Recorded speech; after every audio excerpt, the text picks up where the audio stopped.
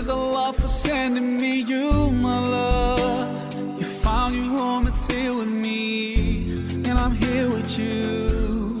Now let me let you know, you've opened my heart. I was always thinking that love was wrong, but everything was changed when you came along. Oh, and there's a couple words I wanna say. For the rest of my life, I'll be with you. I'll stay by your side, honest and true, till the end of my time. I'll be loving you for the rest of my life. Through days and nights, I'll thank Allah for opening my eyes. Now and forever, I'll be there for you. I know it deep in my heart, I feel so blessed.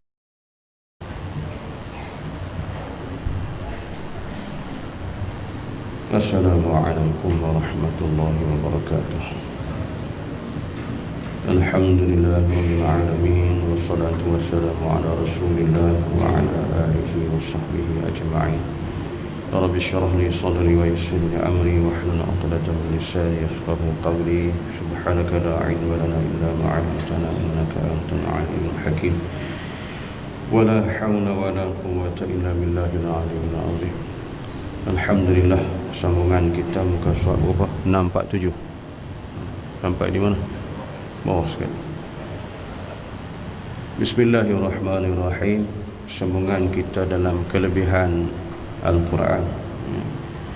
Qatadah daripada Anas bin Malik, daripada Abu Musa al-Asy'ari radhiyallahu anhu, yang berkata Nabi SAW bersabda, Masalul mu'min alladhi yaqra'ul Qur'an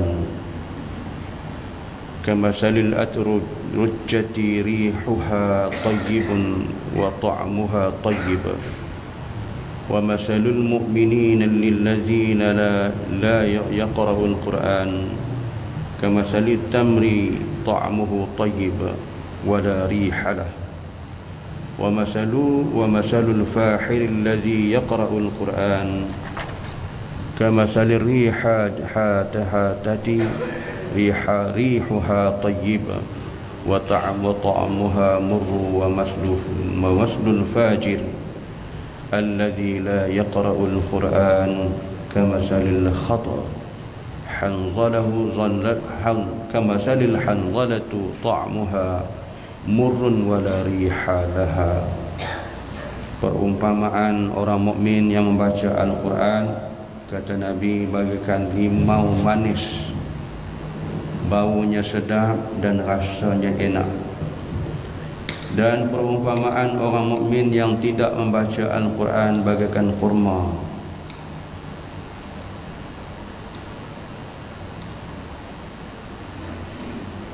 rasa enak tetapi tidak ada bau. Dan perumpamaan orang kafir yang membaca Quran bagaikan bunga berbau sedap tetapi rasanya pahit. Dan perumpamaan fajir yang tidak membaca Al-Quran bagaikan hanzalah, rasanya pahit dan tidak ada baunya. Alhamdulillah, sambungan daripada yang telah di kuliah daripada Dr. Hamzah kita.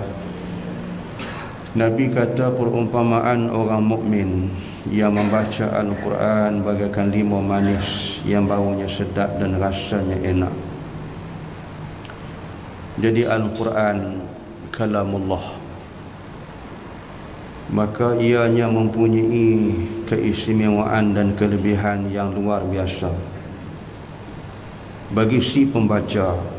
Apabila dia rajin membaca Al-Quran selalu, maka Nabi umpamakan seperti mana orang yang makan buah limau yang manis dan harum baunya. Dan itulah satu nikmat, kelazatan dan rasa enaknya kita dalam pembacaan Al-Quran. Jadi Al-Quran disuruh kita baca dengan penuh tadabbur. Warattilil Qur'ana tartila. Bacalah Quran tu dengan penuh tartil, dengan penuh khusyuk, dengan penuh penjagaan kita di segi bacaan huruf, di segi tajwid, di segi makhraj, di segi fasahah. Semuanya itu adalah mempunyai hikmah yang cukup tinggi. Jadi Allah menaungi di kalangan orang-orang yang membaca Al-Quran, dan mudah-mudahan Al-Quran itu juga cahayanya itu akan dipancarkan ke dalam sanubari manusia yang membaca, yang menjadi ianya sebagai keterangan kepada manusia. Dan juga orang yang rajin baca Quran, insya-Allah taala matanya tak mudah rabun tuan. Sebab hari-hari ditenung Quran, Allah pancarkan cahaya daripada kalimah-kalimah wahyu ilahi ini, mata kita tak mudah rabun. Ini di antara banyak kelebihan disebut, boleh kita rujuk dalam kitab-kitab disyarah oleh para ulama. Jadi sebab itulah Nabi perumpamakan orang yang membaca Quran selalu bagaikan limau manis baunya dan sedap rasanya, enak rasanya. Jadi bacalah Quran ini tuan-tuan hari-hari, dan para sahabat baca Quran sepanjang hayat mereka, dan sentiasa mereka dalam beberapa hari dapat dikhatamkan Quran tadi ni. Jadi kita ni pula nak baca Quran, duk tunggu bulan puasa. Bulan puasa penuh pakat baca Quran, bulan lain pakat tinggal belakang. Ini jadi dah tradisi. Kita bukan tradisi, kita amalan. Amalan yang dilakukan oleh baginda Rasulullah sallallahu alaihi wasallam. Buang daripada hidup tradisi itu, jadikan amalan. Kita boleh kepit surat khabar pagi-pagi 2-3 jenis tajuk, nah. Tapi Al-Quran nak direnung, nak baca 5 minit pun payah. Sebab tu yang hati kita ni jadi keras. Dia nak lembutkan hati, nak lunakkan hati kita, nak jadi hati kita hati yang kata hati yang sentiasa mendapat hidayah Allah ni. Jadi kita kena baca Quran, menerangi jiwa manusia itu, mudah-mudahan kita dijauhkan daripada kesesatan. Jadi bacalah Quran selalu. Dan insya-Allah taala juga dengan bacaan-bacaan ayat-ayat suci Al-Quran ini, Allah pelihara rumah kita daripada segala bentuk perbuatan-perbuatan sihir manusia, dan juga daripada diceroboh oleh orang-orang yang tidak diingini. Ni kes orang pecah rumah, kes orang ceroboh rumah kita, kes masalah gangguan benda halus, kes masalah sihir manusia. Sebab simpulan-simpulan sihir ni dia akan mari pada waktu-waktu yang manusia lalai, manusia leka. Menjelang pukul 1 pagi sehingga sebelum subuh, waktu inilah tukang-tukang sihir dia galak untuk melakukan perbuatan jahat mereka. Itu dipanggil simpulan-simpulan sihir. Ini boleh rujuk bagaimana ditafsirkan oleh Asy-Syahid Syekh Qutb dalam tafsirnya Fi Dhilalil Quran, yang dihuraikan tentang kelebihan 3 qul. Qul huwallahu ahad, qul a'udzu birabbil falaq, qul a'udzu birabbin nas. Walaupun surah ni pendek, simple, tetapi mengandungi makna dan isi yang cukup padat, menjadikan kubu yang paling kuat dalam pertahanan manusia daripada serangan musuh-musuh Allah. Ada yang baca 5 qul, ada yang baca 5 qul, tapi yang menjadi masyhurnya ialah dengan 3 qul ini. Itu kubu pertahanan kita yang paling kokoh. Jadi apabila kita menggunakan Quran untuk menjadi perisai, pelindung kita, mudah-mudahan Allah peliharalah kita daripada tukang-tukang sihir. Walaupun zaman kita maju kecanggihan dengan berbagai bentuk di bidang-bidang elektrik ataupun electrical, tapi kita masih lagi manusia menggunakan kaedah lama, menggunakan tukang-tukang sihir. Ini masih lagi popular. Baik peringkat kampung, peringkat taman, peringkat bandar kecil, bandar besar, orang tak kira. Hatta sampai ke peringkat di mahkamah pun diguna tukang sihir sekarang ini. Hakim pun takut dengan perbuatan sihir. Peguam-peguam pun takut dengan main permainan sihir ni. Jadi itulah dahsyatnya menyelinap tukang sihir, sehingga kan ada dibuat cadangan supaya pihak pemerintah mengaktakan satu undang-undang bagi melindungi orang yang kena sihir dan menjatuh hukuman kepada tukang-tukang sihir. Ada kita dengar itu lagi cadangan dibuat. Tapi kita Malaysia ni dekat cadangan je lah. Lepas tu senyap sunyi. Ketah kerja demi ketah kerja kan? Orang tak kerja. Habis dekat tu lah. Itu dah jadi perkara biasa dah Malaysia ni. Jadi kita berbalik pada Quran, maka dengan Quran itulah yang kita menjadikan pelindung dan perisai kita. Bacalah selalu. Terutama kata di dalam terjemahan tafsir Ibnu Katsir, kelebihan surah Al-Baqarah. Diulang-ulang dibaca selalu surah Al-Baqarah. Dan ada surah-surah pilihan yang selalu dibaca oleh Nabi SAW. Jadi inilah di antara ayat-ayat surah-surah yang kita baca. Mudah-mudahan yang memberi kepada kita manfaat, bukan sahaja kepada kehidupan di atas dunia, tetapi memberi manfaat yang lebih besar di alam akhirat besok, insya-Allah. Dan orang yang rajin baca Quran berada di bawah naungan Allah di hari akhirat besok. Baca dan beramal. Apatah lagi bagi orang yang dapat menghafal Al-Quran, masya-Allah, hafizah, ini lagilah kedudukan yang tinggi di sisi Allah. Tapi kena jagalah, bila dah hafiz Quran, dah kita jadi hafizah, kita kena beramal dengan apa yang kita hafal. Jangan lawan Quran pula. Dah jadi hafiz, jadi hafizah, lawan Quran pula. Berat kita tu. Yang tu kita lebih teruk azab daripada orang yang kafir.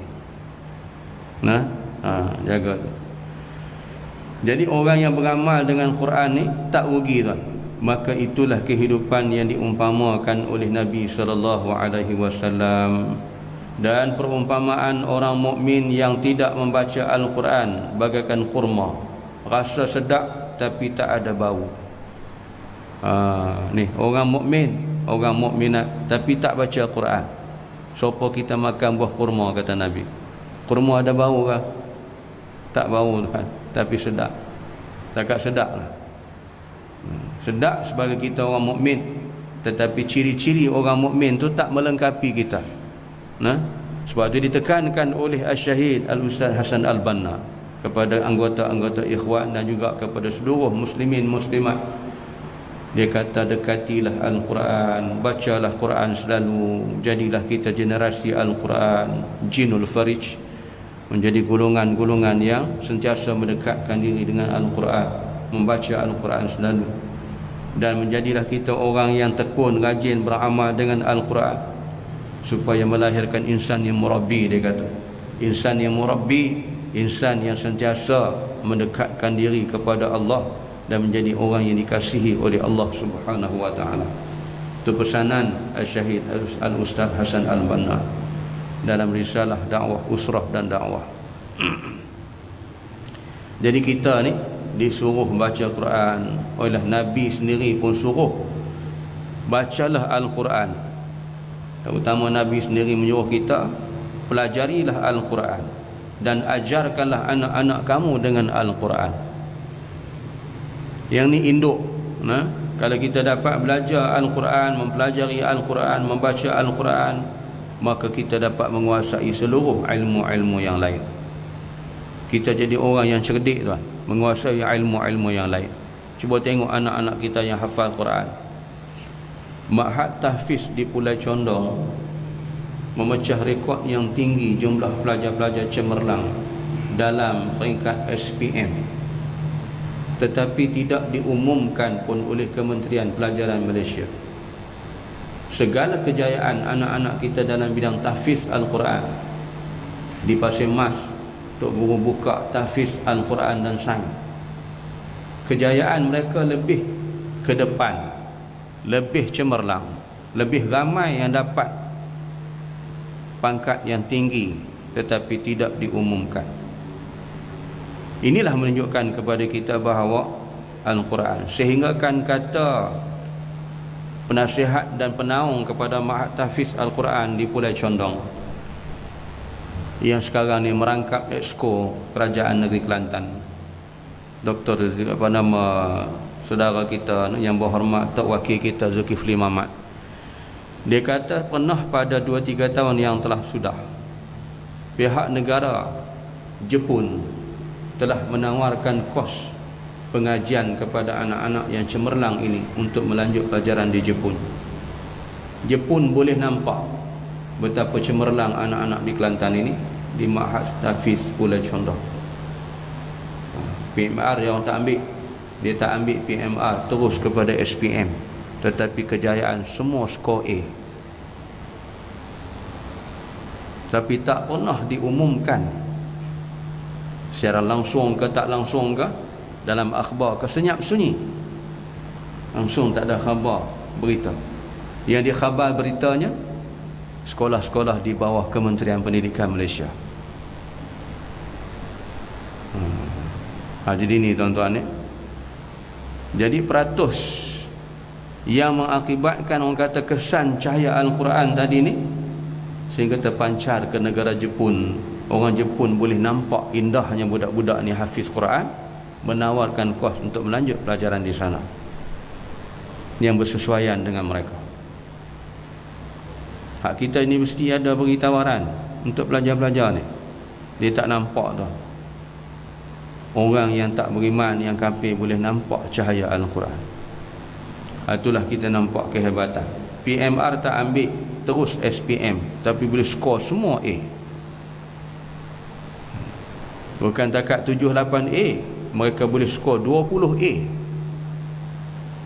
Itulah cahaya Al-Quran. Jadi gitu tuan. Terbukti kebaikan dan indahnya Al-Quran apabila dibaca. Tetapi itulah kata Nabi, perumpamaan ditamsilkan orang mukmin tapi tak baca Quran seumpama kita makan buah kurma yang sedap rasanya, bau tak ada.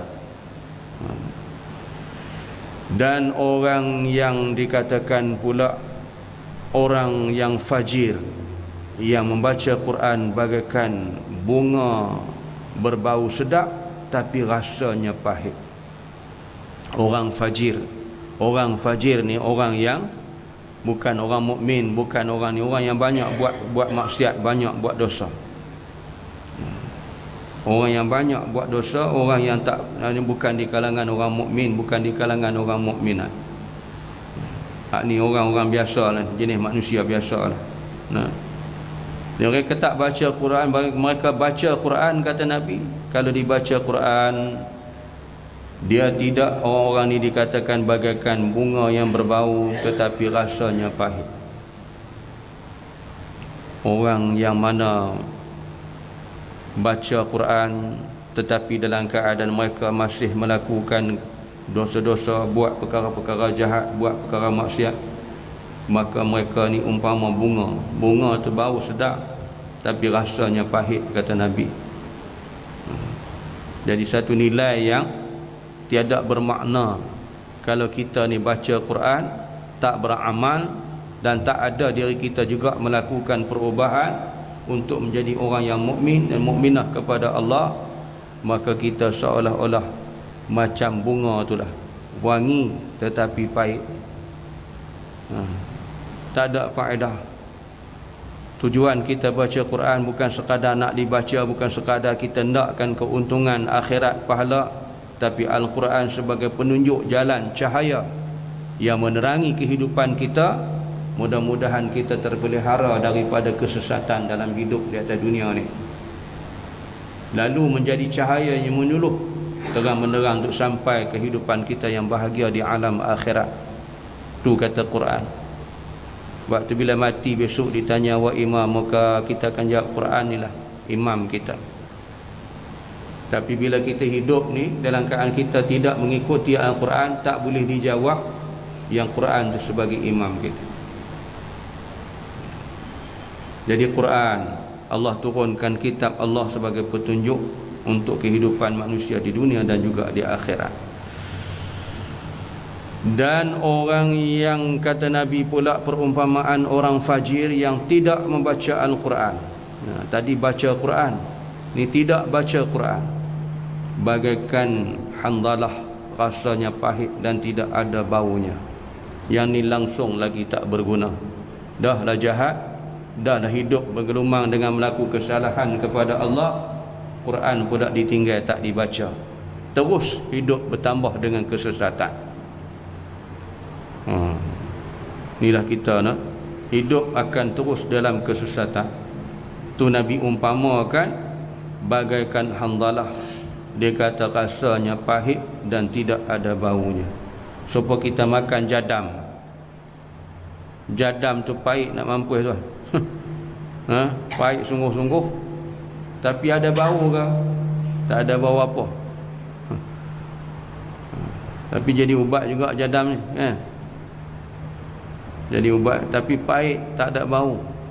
Itulah umpamanya orang fajir, orang yang buat salah dengan Tuhan, orang yang fasik, orang yang banyak dosa, tak baca Quran, lagi sesatlah kehidupan mereka. Kesian tuan-tuan. Sedikit pengalaman lah, saya balik kampung, terdekati anak-anak remaja kita, anak-anak jemaah kita lah yang dah rajin. Mak bapak dia rajin ke surau. Jadi kita pun dekati anak-anak remaja ni. Saya kita cuba baca Quran, ajak dia baca Quran. Allahu Rabbi lah, merangkak-rangkak tak boleh baca Quran. Tanya dah belajar baca Quran? Belajar dengan siapa? Belajar dengan sini. Dah baca Quran dah habis? Tak habis. Sekarang umur berapa? Umur dah 21, umur dah 18, Quran tak habis baca lagi daripada kecil. Jadi itulah hidup. Kalau kita dengan tiada dengan penerangan Al-Quran, hidup kita akan menjadi sesat, tuan-tuan. Jadi baca Quran, dan untuk memberikan kepada kita pengajaran dan kefahaman, bila baca Quran, buka dalam tafsiran ayat, terjemahan ayat dan tafsiran ayat. Tafsir ini lebih cantik. Bila kita baca tafsir, kita dapat tahu kenapa ayat ni diturun, ayat ni turun di mana, ada peristiwa berlaku apa benda dalam sebalik ayat. Itu kata tafsir. Kalau kita baca ayat, kita baca makna, yang tu terjemahan. Kemudian pula kita sekarang ni mudah, tuan-tuan. Kitab-kitab tok-tok guru alim ulama kita ni karang kitab, tulis kitab. Dia terbit kitab Asbabun Nuzul. Kitab Asbabun Nuzul ni dia mencerita sebab-sebab Allah turunkan Al-Quran dan ayat-ayat yang tertentu Allah turun. Ada peristiwa-peristiwa dia. Yang itulah bertambah kita ni menjadi kuat dan memahami Al-Quran dan menjadi pengajaran petunjuk kepada kita, insya-Allah. Setakat baca kita tak jadi juga. Itu cara kita nak mendekati Al-Quran lah. Wallahu alam, insya-Allah, tuan-tuan. Esok akan disambung. Uqbah bin Amir radhiyallahu an berkata, Nabi sallallahu alaihi wasallam bersabda, Subhanakallahumma wa bihamdika asyhadu an la ilaha illa anta astaghfiruka wa atubu ilaik. Bismillahirrahmanirrahim. Wal 'asril insana lafi khusr illa allazina amanu wa 'amilus solihat wa tawassaw bil haqqi wa tawassaw bis sabr. Sadaqallahul 'azim. Assalamu alaikum warahmatullahi wabarakatuh.